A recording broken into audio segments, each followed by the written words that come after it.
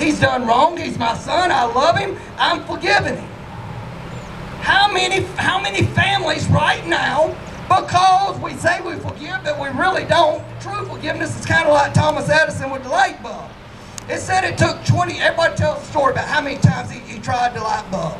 I want to tell you a story about how long it took to build one and how many people it took. 24 people, 48 hours to build one light bulb.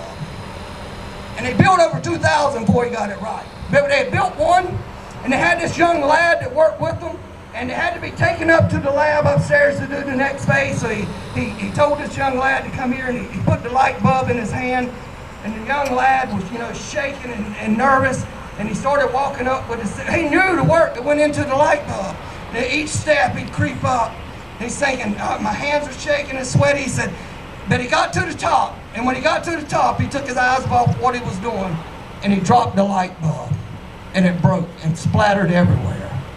So he goes back down and he explains what happens, and let's get to work and make another one. They made another one, 24 men, 48 hours later.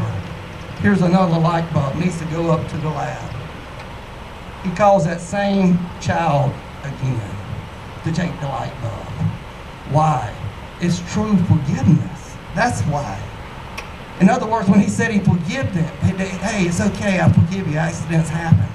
It was true forgiveness. Now, if he would have called somebody else, don't you think that kid would have thought, well, he doesn't trust me anymore? Or don't you think in his heart he would have been, I can't trust that kid anymore? No, it was true forgiveness. And that's the way the Father is. And that's the way that dads and that we need to be. Our kids are not going to be exactly who we think they should be. They're not going to do exactly what we think they should do. But hopefully we'll teach them how to forgive, so when we mess up, they'll know how to forgive us. And we'll teach that through the example of the Father, the Heavenly Father.